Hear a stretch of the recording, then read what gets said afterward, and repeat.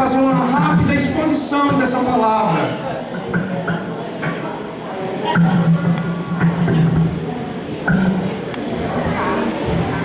Então nós aprendemos aqui algo interessante, né, irmãos?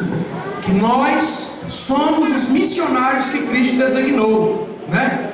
Deixemos tudo que nos prende, né? E, né, irmão Paulo Sérgio? Vamos para frente, né?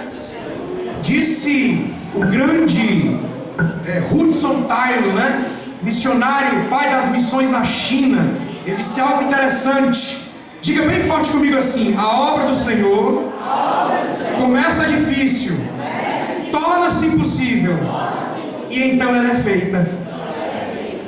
É no meio das impossibilidades que a obra de Deus é feita, irmãos. Por gentileza, abra sua Bíblia em Gênesis 11, verso 1. Quem encontrou, diga amém. Preste atenção. Eu queria pedir, irmãos, eu compreendo a criança. Lógico que eu compreendo as crianças. Eu amo elas, inclusive. Eu gosto até de beijar uma por uma, que é as coisas mais lindas dessa igreja aqui. São elas que brilham essa igreja. Mas assim, eu queria pedir que os irmãos assim deixassem eles mais quietinhos, botassem eles mais quietinhos, que eles ficam correndo para lá e para cá. Mas quando a gente fala assim, com eles obedecem, Eu queria pedir, por gentileza, irmãos, eu também já passei no conjunto, e a minha mãe puxava pela orelha e dizia assim: senta até o final do culto. Nunca eu precisei correr no meio do templo, irmão, nunca, graças a Deus. Tem uns irmãos aqui que me conhecem, desde a época que tinha cabeça grande, né, irmão? Sabe como é, né? Ficar bem quietinho, tá ali o irmão João, tá a irmã Ivanildo, sabe, né? Olha isso também, né, Gênesis 1, brincando. Verso 11 diz assim: ora, em toda a terra havia apenas uma linguagem e uma só maneira de falar. Sucedeu que, preste atenção, partindo eles do Oriente, deram com uma planície na terra de Sinar e habitaram ali. E disseram uns aos outros: vinde, façamos tijolos e queimemos bem. Os tijolos serviram-lhes de pedra e o betume de argamassa.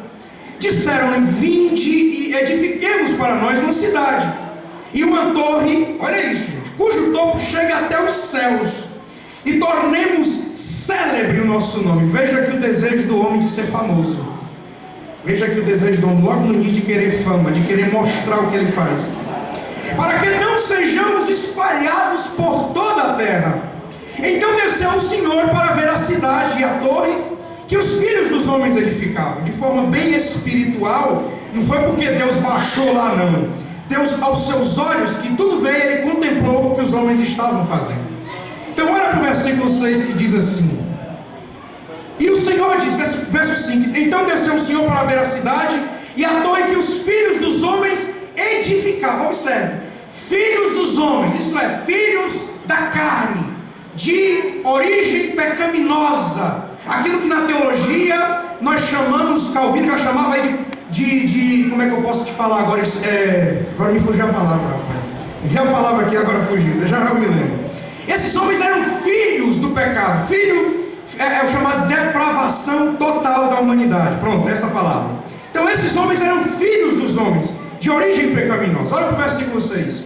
E o Senhor disse: eis que o povo é um, e todos têm a mesma linguagem. Isto é apenas o começo. Agora não haverá restrição para tudo que intentam fazer. Veja aí agora o versículo 7. Vinde, desçamos e confundamos ali a sua linguagem. Com quem Deus estava falando? Com os anjos no céu. Ele estava comunicando-se com os anjos. Vinde, desçamos, confundamos. Verso 8: destarte o Senhor os dispersou dali para a superfície da terra, e cessaram de edificar a cidade. Chamou-se-lhes por isso o nome de Babel, porque ali confundiu o Senhor a linguagem de toda a terra, e dali o Senhor dispersou por toda a superfície da terra. Olha para mim, irmãos. Esse texto me chama muita atenção, porque exegeticamente é o passo principal, é o primeiro ato de missão da igreja. Você sabia disso? É o primeiro trabalho missionário de Deus. Eu posso chamar de pré-missão. É uma missão da missão. Vem primeiro essa missão de Deus em espalhar os homens. Por quê? Olha para mim. Nós somos um povo gentil. Não herdamos a genética abraâmica de Abraão. nós não fomos enxertados diretamente na figueira e somos chamados de gentios. Eu quero declarar para os irmãos que o Evangelho não era para nós, a salvação não era para nós. Jesus tinha dito que Ele veio para as ovelhas perdidas de uma casa, não era uma casa qualquer, uma casa específica, a casa de Israel. Mas a casa de Israel não aceitou o Messias. Diga comigo, Deus é onisciente. Então você concorda comigo que Deus já sabia que o povo de Israel não ia aceitar o Messias, amém? Por quê? Diga comigo bem forte, Deus é Deus de projetos.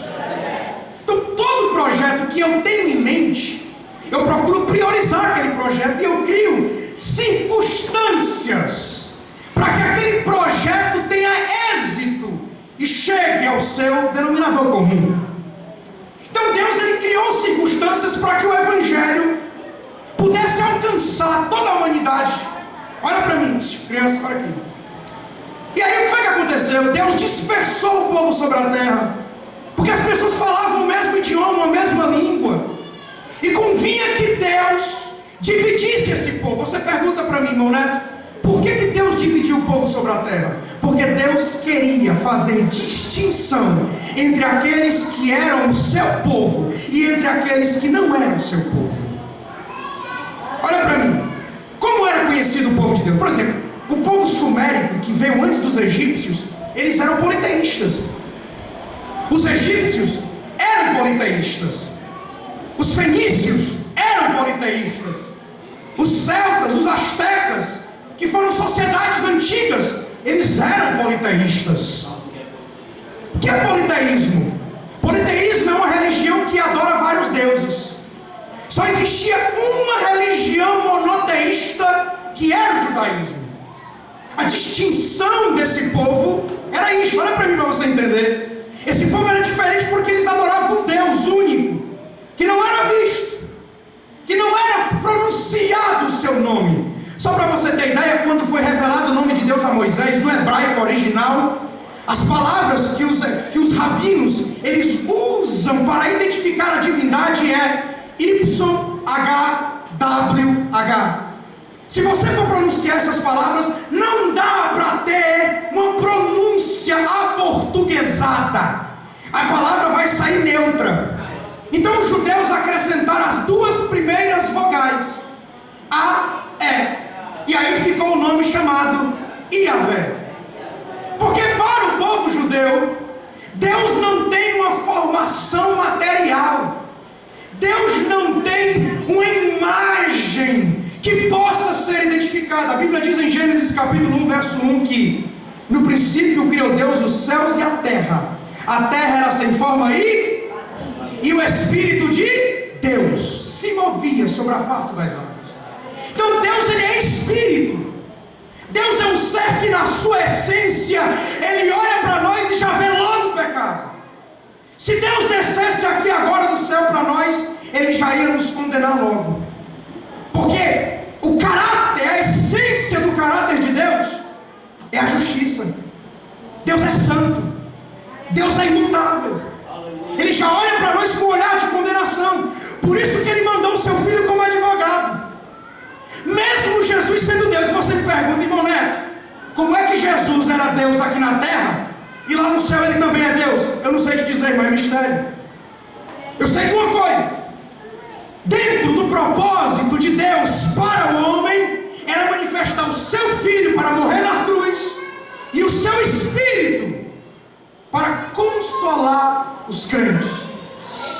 Olha para mim. Então o que eu aprendo aqui? Deus, Ele dispersa todo o povo sobre a terra. Deus libera todo o povo sobre a terra. Ali já se inicia um projeto de Deus. Ali já se inicia um projeto de Deus de fazer missão, de dividir os povos, para que a terra pudesse ver a glória de Deus. Então olha para mim aqui. O povo judeu viu o mar se abrir. A oração de Josué parou o sol e a lua, parou tudo.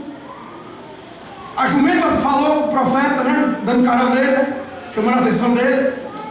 O Rio Jordão abriu por Eliseu. Machado flutuou. Fatos miraculosos que aos nossos olhos é incompreensível. Uma vez um ateu perguntou para mim: poxa, Neto, se Deus é Deus, por que os mesmos milagres que aconteceram na antiga aliança não acontecem no dia de hoje? Eu respondi para ele: porque Deus manifestava os seus sinais e o povo era incrédulo. E hoje a gente não vê muito isso para ver se o povo se converte. Por isso que Jesus disse: bem-aventurado são aqueles que não viram, mas creram no Evangelho de Deus.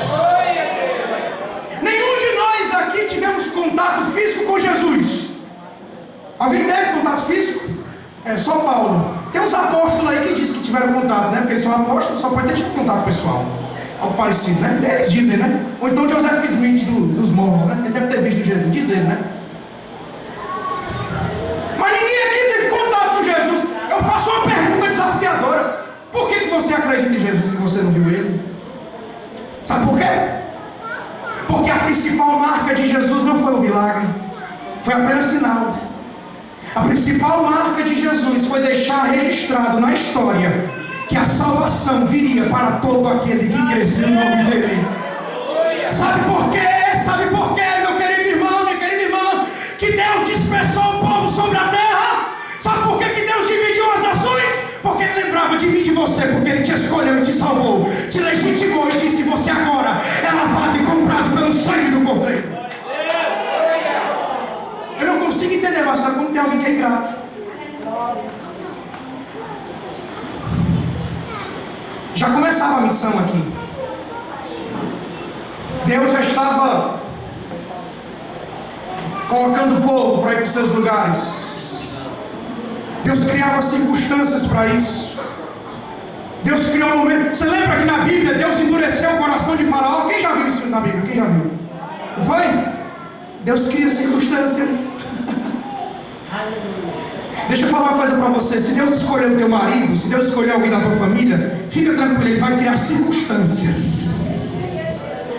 Deus vai mover águas, Deus vai criar circunstâncias, mas Ele não vai perder esse escolhido dele. Mas a gente fica preocupado. Irmão, você sabe qual é o maior defeito do ser humano? É incrédulo. Você vê que na antiga aliança Deus se manifestava para o povo, mas o povo era o que, irmãos? Incrédulo.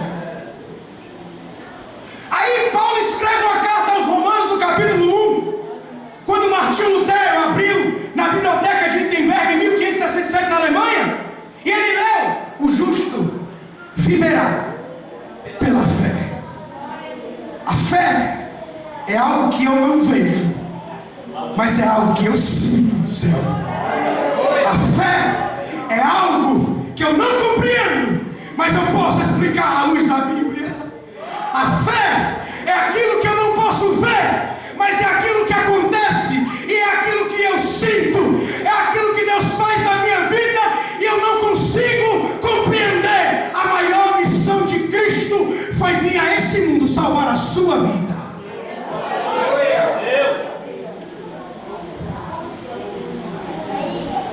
E nós compreendemos que o homem já tinha aí o desejo de se aparecer, né, irmão? É muito comum no nosso meio alguém brigar com o microfone, né? Alguém querer mostrar o que faz, né? É comum. Uma vez eu estava num culto, aí um irmão não me deu oportunidade, chegou para mim: mas você vai ficar com raiva de mim não, né? Porque eu não dei oportunidade. Eu disse: não, irmão, que é isso, irmão? Que é isso? O culto não se resume numa oportunidade. O culto se resume com a presença do Espírito Santo no meio da igreja. Ele opera, transforma a vida. Se alguém for cantar ou não for, pregar ou não for, o problema não só faz adorar a Deus. Mas o homem sempre teve esse desejo de querer mostrar. Você vê aqui que no versículo de número 4, os homens disseram assim: vamos lá edificar um templo, aliás uma torre, que chega até os céus, para que o nosso nome se torne conhecido. Olha aqui nessa missão aqui. Quem é que deve ser conhecido na missão? Os homens ou Jesus? Os homens ou Jesus? Mas esses aqui queriam ser conhecidos. Esses aqui queriam ser notados. E Deus vai e dispersa aquele povo sobre a terra. E eu vou resumir aqui até chegar lá em Malaquias. Eu vou resumir aqui. E Deus faz o seu propósito no deserto.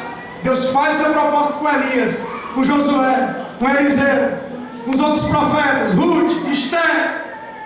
Deus cumpre o seu propósito com Salomão. Deus cumpre o seu propósito com Davi. Deus cumpre o seu propósito com Amós, Ageu, Jonas, Daniel, Isaías, Jeremias. Agora Deus fecha a sua boca e passa 400 anos em silêncio para falar com o povo novamente. E nesse período de silêncio, olha para mim, Cristo vem ao mundo para salvar os seus escolhidos, aqueles que foram chamados por Deus.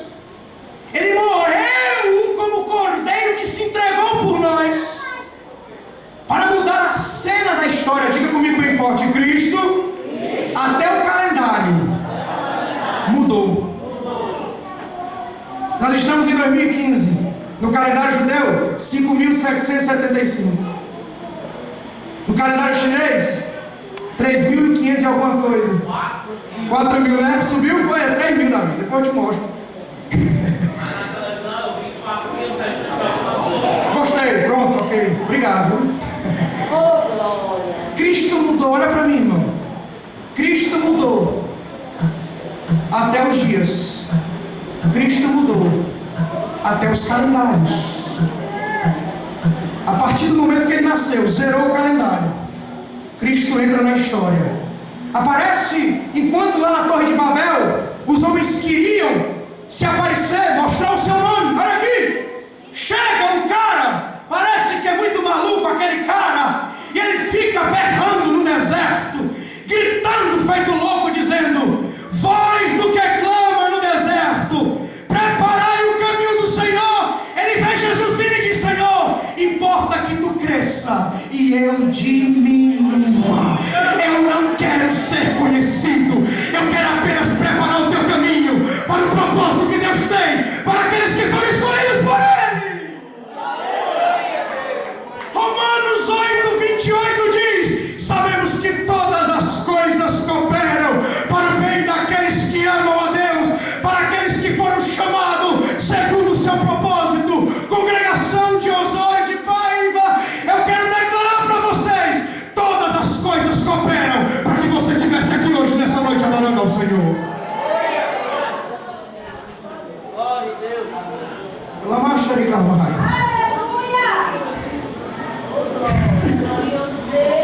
Ele projetou toda a história da nossa vida. Ele teve misericórdia das nossas pecaminosidades. Ele teve misericórdia do nosso nariz empinado, da nossa soberba, da nossa jactância, da nossa presunção. Ele teve misericórdia quando a gente estava naquela vida preguiça de pecado. Ele nos escolheu, nos pegou como um pescador de peixe e disse: querido filho, vem para cá, senta aqui na mesa. Lodebar nunca mais para você, porque um dia nós éramos igual a Mefibosete, andávamos desgarrados, andávamos aleijados, não tínhamos como andar direito, mas um dia Deus nos tirou da terra do esquecimento e nos colocou na mesa dos príncipes. Nós somos a geração eleita, sacerdócio real. Eu me sinto honrado em saber que estou no meio dos escolhidos. Agora, para mim terminar, abra no Salmo 15. Salmo 15. Veja a característica de um servo escolhido por Deus. Olha a característica de um servo escolhido por Deus. Olha o que é que diz o Salmo 15. Olha a primeira pergunta. A igreja lê o verso 1 e eu vou responder depois. Só o verso 1. 1, 2, 3. Senhor, quem entrará no teu tabernáculo? Quem morará no teu santo monte? Você quer saber quem é que vai entrar no céu? Olha isso aqui. Guarda essa palavra aqui para a gente praticar no dia a dia. o que vive com integridade e pratica a justiça. Olha como a Bíblia, ela se explica por si mesma.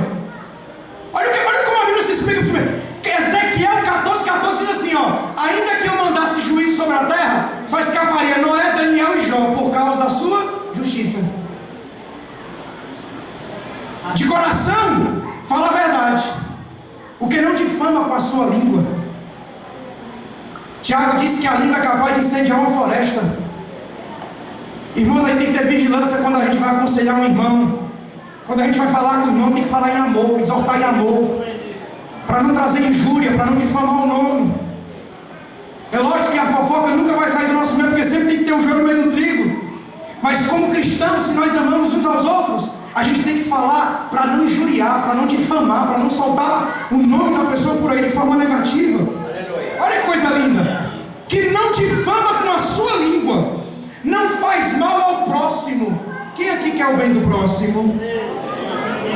Irmão, se tem algum irmão passando necessidade, vamos sentir a dor desse irmão. Isso é missão, viu, irmãos?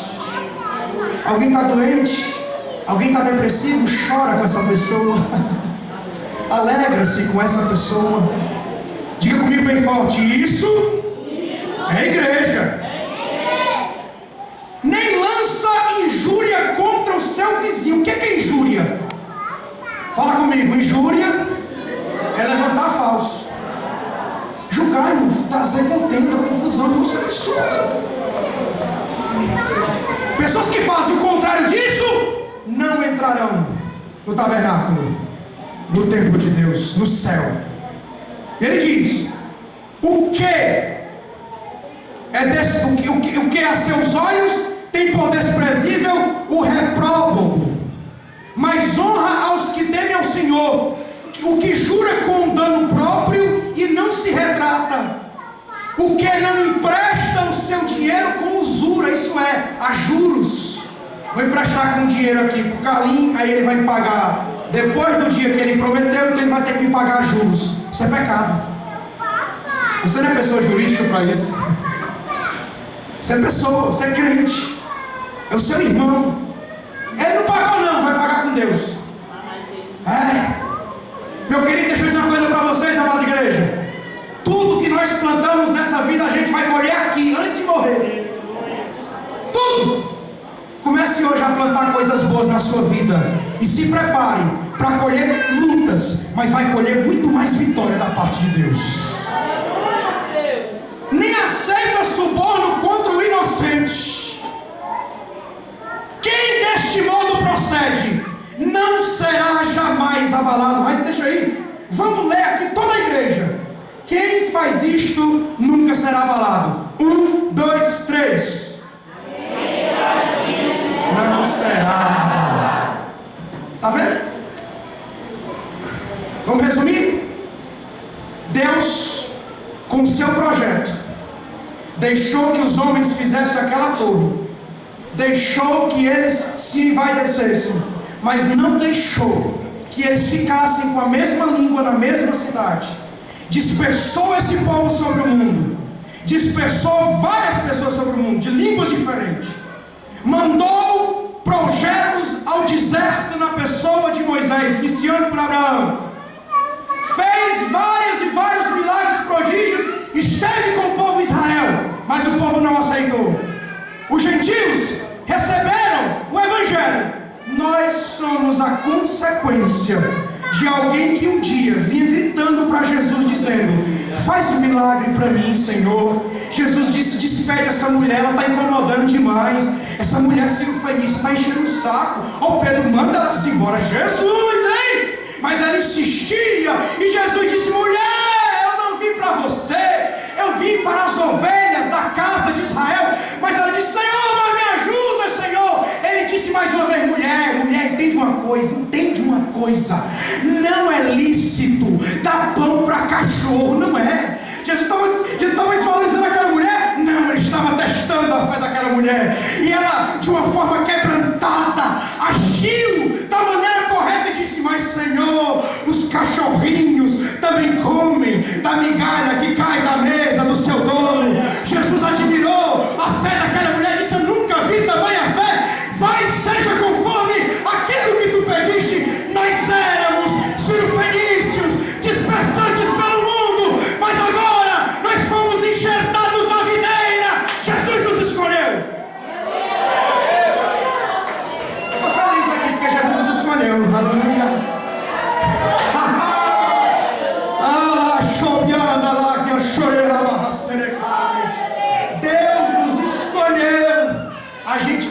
debaixo da mesa comendo pão que os donos botavam para a gente comer. A gente vivia disperso, sem dono, sem ninguém. Mas o Deus que me escolheu e te escolheu, Ele fez, sabe o que, Jesus? Ele regenerou-nos, Ele nos fez nascer de novo, Ele nos fez uma nova criatura, como diz o 322. Nunca mais vai ser ouvido outro conto de amor que converta o perdido e rebelde pecador, como o santo evangelho que nos fala de perdão e transforma o homem velho numa nova criação. Jesus, Ele está aqui hoje para salvar a sua vida. Alguém que está aqui hoje não conheceu Jesus, Ele veio aqui hoje. Ele escolheu você para que você estivesse aqui hoje. Neto, eu fiz tanta coisa errada. No momento que você pede perdão a Cristo, já apagou tudo, não volta mais a fazer. Nós somos, eu quero terminar, irmãos. Nós somos o fruto de um projeto de Deus. Diga para o irmão que está do seu lado, você é um fruto do projeto de Deus.